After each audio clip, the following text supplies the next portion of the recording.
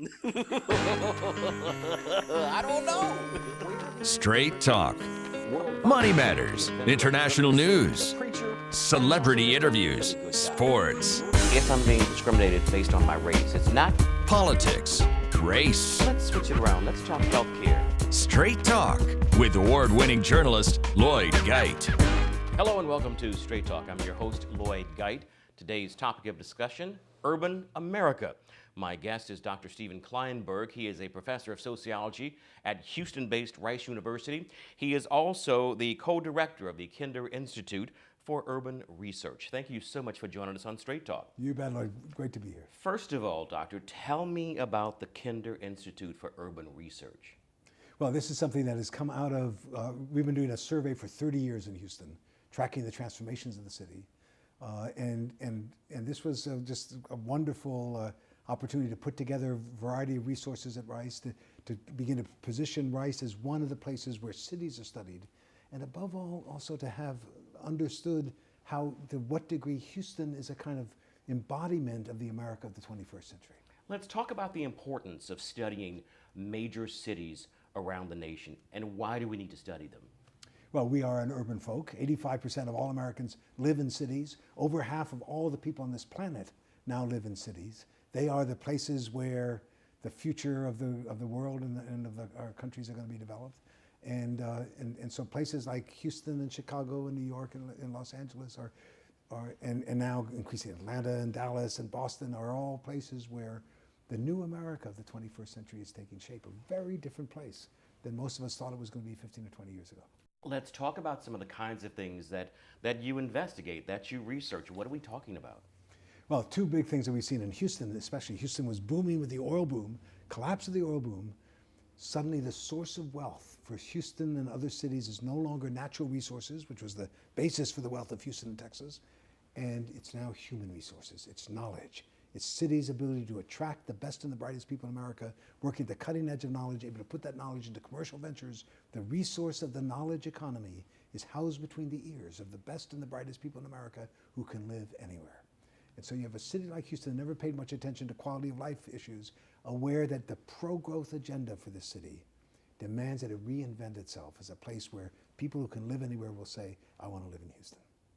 Let's talk about major cities that have really suffered, like a Detroit, a Baltimore.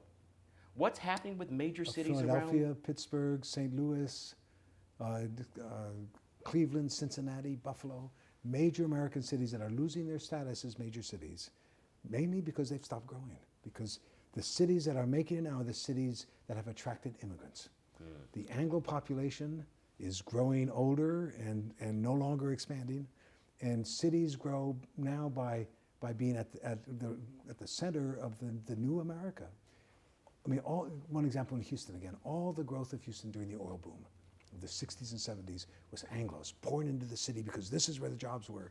After the oil bust of 1982, the Anglo population stopped growing and then declined. The only reason why Houston has continued to grow as one of the major cities in America with tremendous entrepreneurial economic activity and doing better than much of the rest of the country is purely because for the last 30 years, all the growth has been immigration growth. All the growth has been immigrants coming here from Asia, Latin America, Africa, and the Caribbean. And this biracial city dominated by white men has become in 30 years one of the most ethnically diverse cities in the country. We're going to get back to Houston because it is a rather unique situation, but what's going to happen with these other cities, the ones that you mentioned? What's going to happen with them? Well, that's a good question. I mean, some of it, shrinking to greatness is the new expression. Shrinking to greatness. That we have maybe in America overemphasized the concept that growth requires more numbers of people coming, and if fewer people are coming, that's a bad sign. Maybe we should start thinking about development rather than growth. How to grow into a better city, not necessarily a bigger city. And and Detroit has a chance to sort of point us in that direction for a shrinking city, but one that might end up being more beautiful, more healthy, and more attractive to people as it gets smaller. That's the hope. That's the hope. But is that necessarily the reality? Well, you've got to have industry. You've got to have business. You've got to find ways to to bring a kind of critical mass of entrepreneurial activity back into a city, because then it generates the jobs and brings other people in and so on. So there are vicious cycles, and there are self-fulfilling prophecies, and there are ways by which systems can turn around. But it's a tremendous challenge. And you've got one set of cities that continue to grow rapidly, and another set of cities that are shrinking and have not been able to make that transition. Pittsburgh is not a bad example of a city that has had some real success in moving out of the Rust Belt into the steel world, the world of steel and iron, into the knowledge economy of the 21st century. Urban America. We're going to take a break, but we will be back with Dr. Stephen Klineberg to continue our discussion about urban America. Stay with us. No one puts a premium on fresh like Fiesta. You can find more made-from-scratch breads and pastries in the Fiesta Bakery than any other store. The produce department is piled high daily with fresh from the fields, fruits, and vegetables. There's always fresh beef, pork, and chicken ready to take home, and no one has a larger variety of fresh seafood than the fish market at Fiesta. When it comes to fresh, you can feel good about shopping at Fiesta. Hello, I am Vernita Harris, Associate Publisher of Who's Who in Black Houston. On April the 25th, we unveiled our 5th edition of the Houston Book. This is a great documentation of Houston's history from the African American perspective. The book contains bios of those individuals and families who consistently contribute to our community while serving as excellent role models for children of all races. Please visit our website at who'spublishing.com. Gulfgate Dodge Chrysler Jeep. Get it right. Jump into spring savings at Gulfgate Dodge Chrysler Jeep with a new Ram truck. We have hundreds of new 2011 Ram 1500s, crew cabs, 2500s, 3500s, heavy duties, all with huge savings, 0% available, and a free Hemi.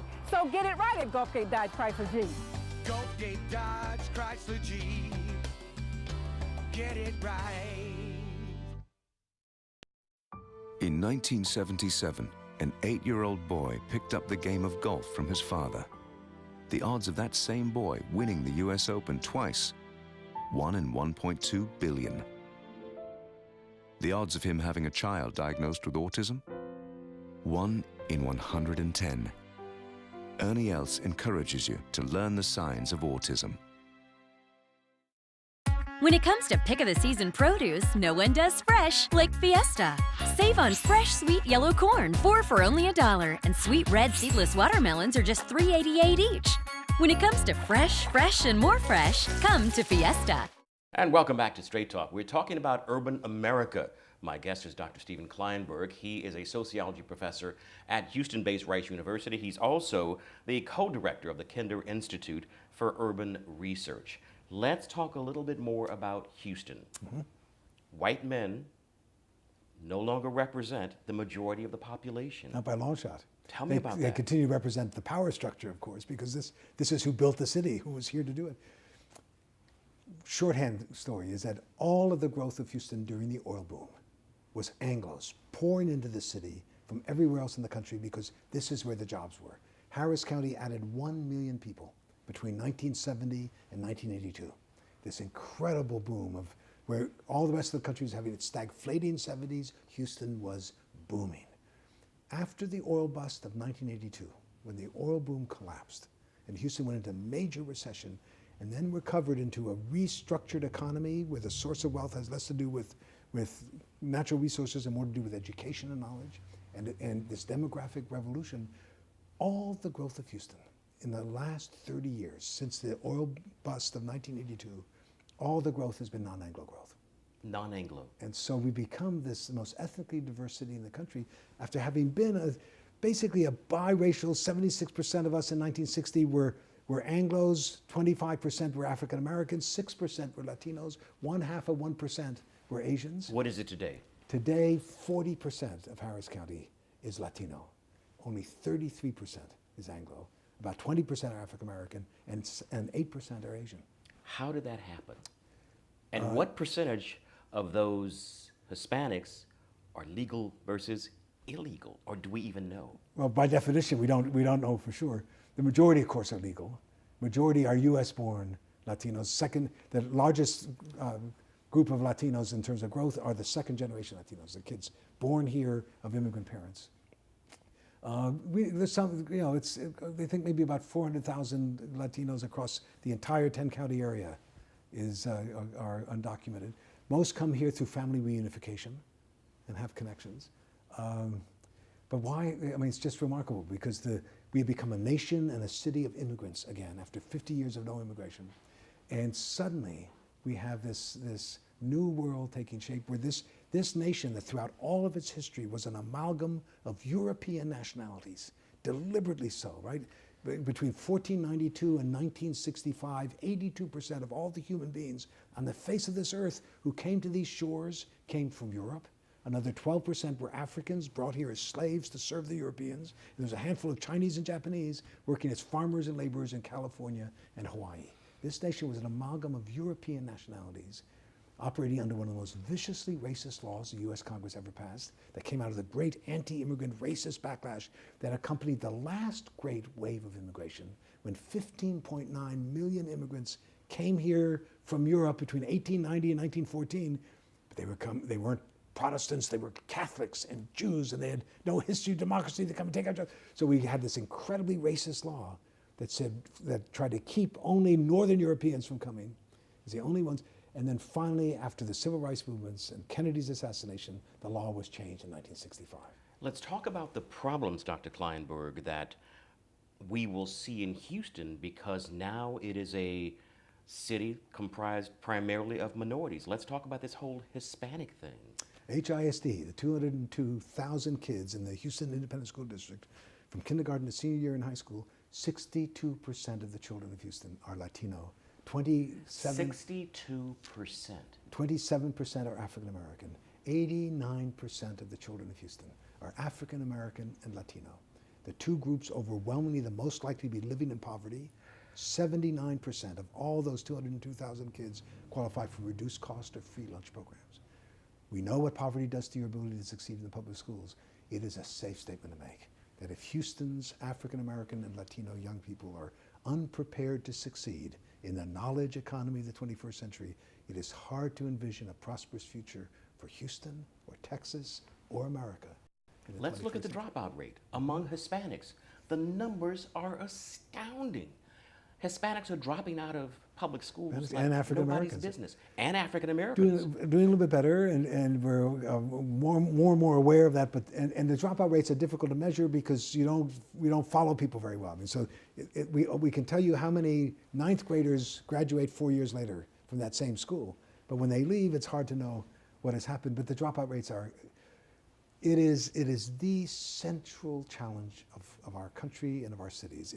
And if we don't find a way to turn around that dropout rate now, in this generation, you will have this growing underclass of people unable to earn a living. But we have that already, Doctor. Right. But it's going to multiply because of the demographic realities. How do we change that? Houston is ground zero for educational reform efforts. You know, there are whole ranges of ways. We've got yes and KIPP schools that have proven to anyone with ears to hear and eyes to see that these African American Latino kids can learn with the right teachers and the right culture in the schools. They can close the gap. They can graduate and go on to four-year universities.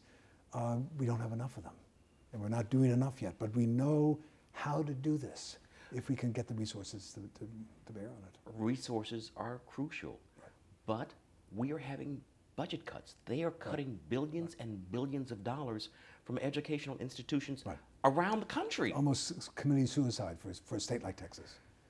What I tell people is just stop looking to Austin, stop looking to Washington. If we're going to solve this in Houston, we have to do it ourselves. And a big part of what is happening with this reform effort is free enterprise, is people making investments in YES and KIPP. We have the largest Teach for America program in the country. That's largely funded by private donations. We have this Apollo 20 turnaround effort of real significance, taking the worst performing high schools and middle schools in HISD and pouring these resources into them that are coming from the private sector that are trying to turn them into yes and KIPP type environments with more time on task and tutorials. And already you can see the dropout rates falling, of attendance up, people feeling more confident, everyone talking about what college they're going to go to. We can do this. We can do this. We're going to get back to that, but we're going to take a break. Do not go away. Stay with us for more Straight Talk and Dr. Stephen Klineberg. Stay with us. By the time the weekend rolls around, thanks to my family, I have a really long list. I get everything I need right here at Fiesta. Chicken in the family packs, ooh, great price. Barbecue kettle chips for my husband, his favorite. Red grapes for my 4-year-old, that's all he'll eat. Chocolate-covered almonds for me. And suddenly, my long list, done. Then it starts all over again. Good thing I've got Fiesta. Gulfgate Dodge Chrysler Jeep. Get it right. Jump into spring savings at Gulfgate Dodge Chrysler Jeep with the all-new, totally redesigned 2011 Jeep Grand Cherokee for only $26,888 or $269 per month. With the all-new 3.6-liter engine that gets 23 miles per gallon and a smooth, comfortable ride for $5. Get it right at Gulfgate Dodge Chrysler Jeep. Gulfgate Dodge Chrysler Jeep. Get it right.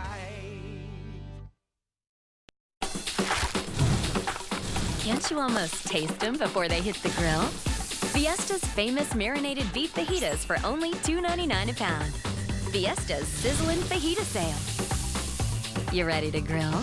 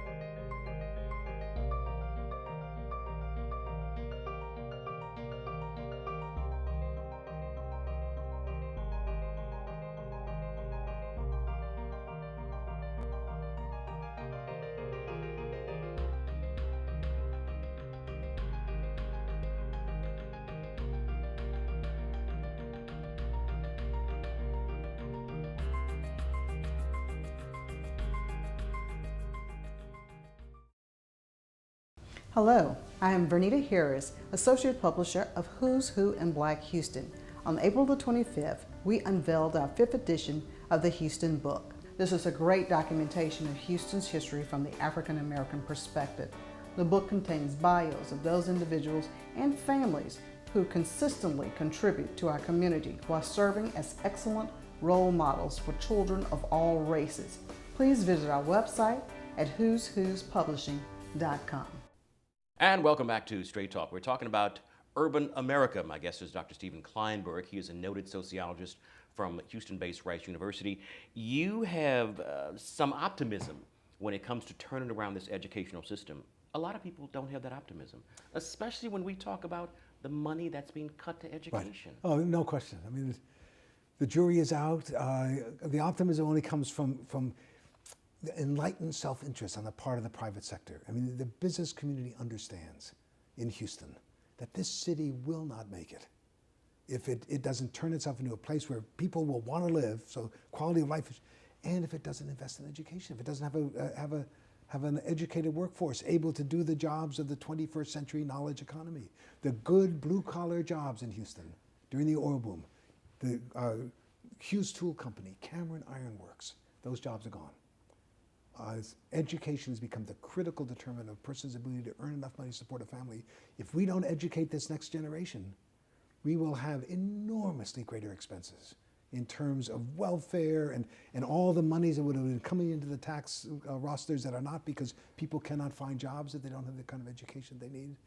We will not be able to attract the industries and businesses of the 21st century if there isn't an educated workforce.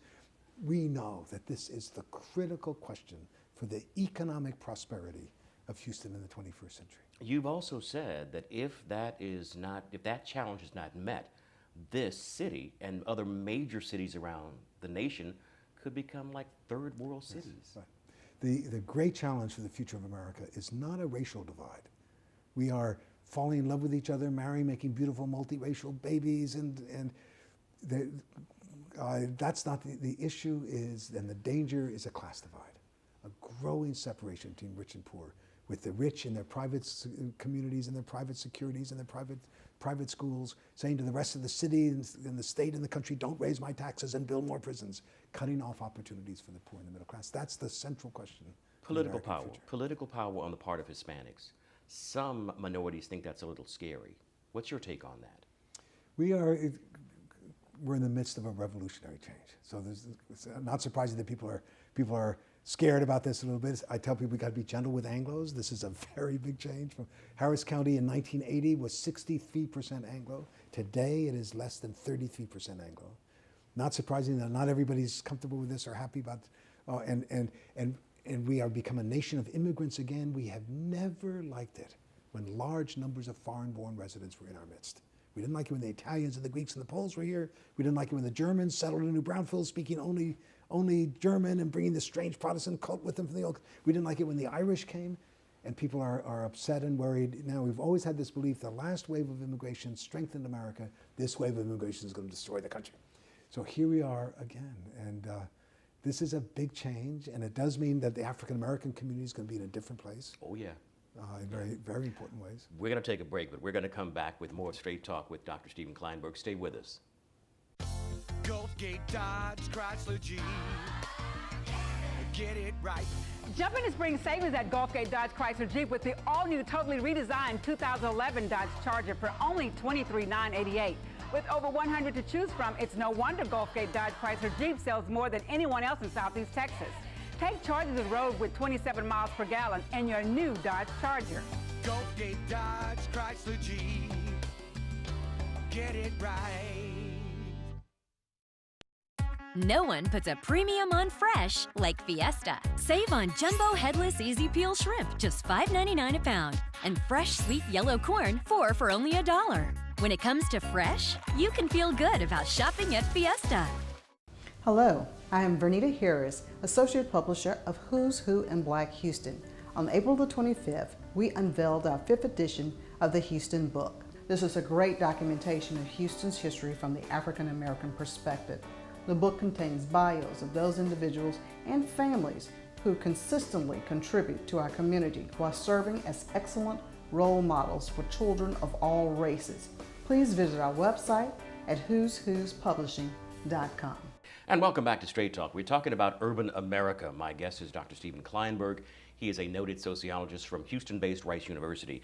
Before we went to a break, we were talking about issues between the races.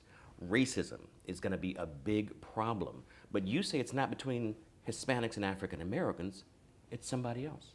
Well, it's a whole range. I mean, we're all dealing suddenly with an incredibly more complex mosaic than we ever anticipated in America.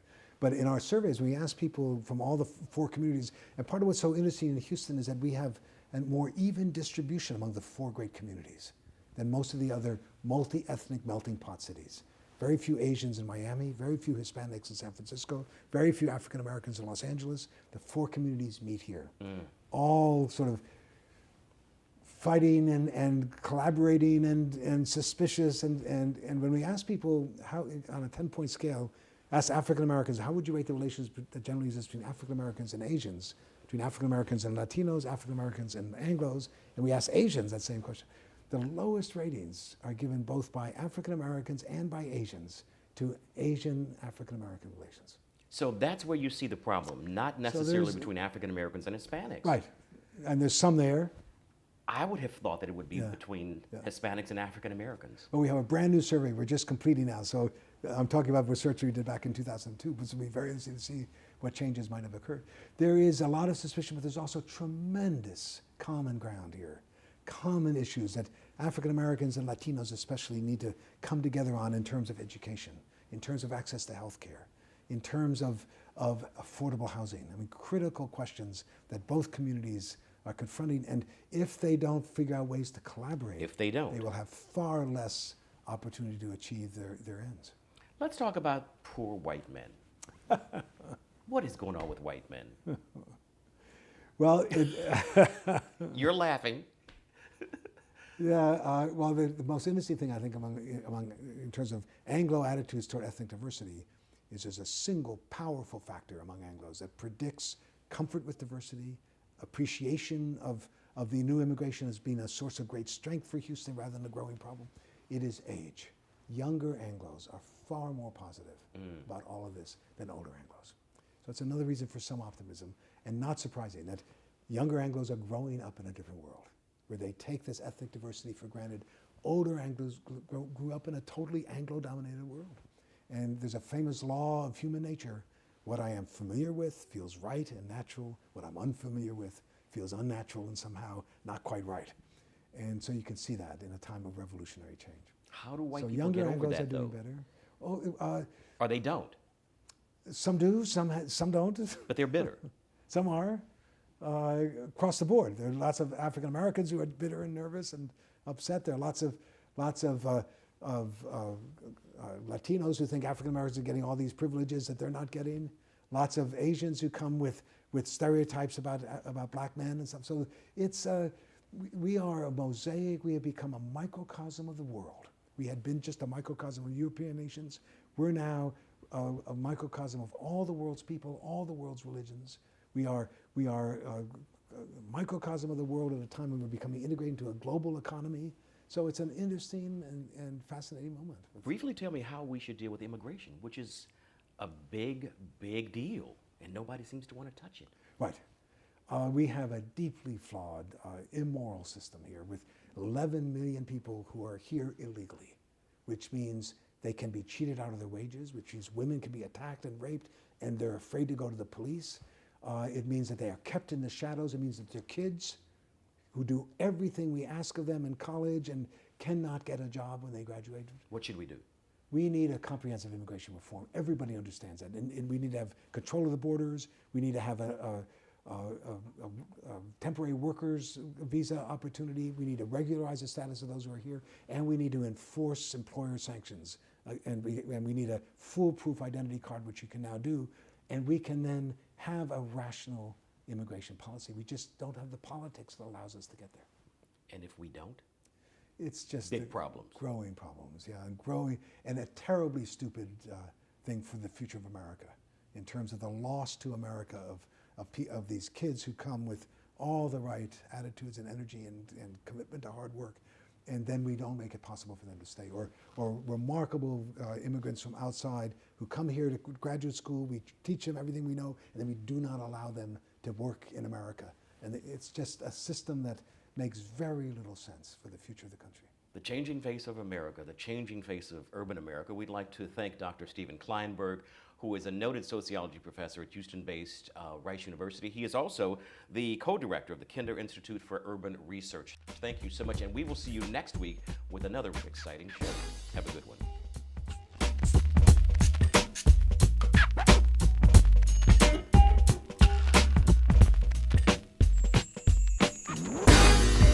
Straight Talk with award-winning journalist Lloyd Geit.